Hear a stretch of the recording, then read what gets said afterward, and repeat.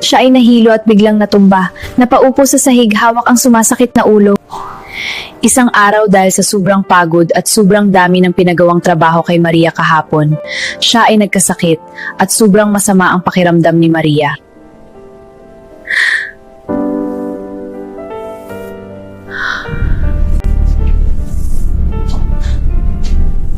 Kahit sobrang sama na ng pakiramdam ni Maria, pilit pa rin siyang bumabangon dahil may mga trabaho na naman siyang dapat tapusin para hindi siya mapapagalitan ng amo niya.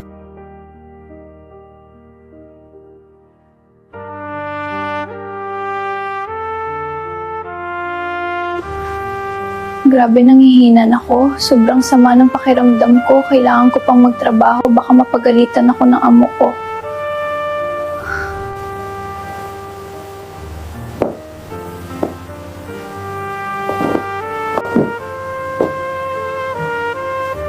Kawawa talaga kami mga OFW na kasambahay pag kami ay nagkasakit. Walang ibang tutulong kundi sarili mo lang, kaya sana pahalaga ng perang pinapadala namin dyan sa Pinas dahil di madaling maging OFW. Habang nagtrabaho si Maria sa sala, siya ay nahilo at biglang natumba. Napaupo sa sahig, hawak ang sumasakit na ulo at biglang tumulo ang dugo sa kanyang ilong. Oh Lord, gabayan niyo po ako. Huwag niyo pong hayaan na mapahamak ako dito. May pamilya pang nangangailangan ng tulong ko. Bigyan niyo po ako ng lakas, Lord. Marami pa akong pangarap sa buhay ko, Lord, lalo na para sa pamilya ko. Pagalingin niyo po ako at bigyan ng kalakasan ng pangangatawan, Lord. Sa iyo lang po ako umaasa, Lord.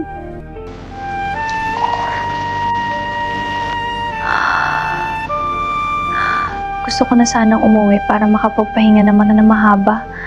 Di tulad dito, sobrang pagod ka na. Kulang pa sa tulog at pahinga. Kaya nagkakasakit na. Sige lang, laban lang. Hanggat may buhay, dapat tayo lumaban sa mga hamon sa buhay. Mahirap man pero kaya naman mapagtagumpayan. Basta tiwala lang. Idol, baka pwede akong hihingi kahit isang share lang ng video ko.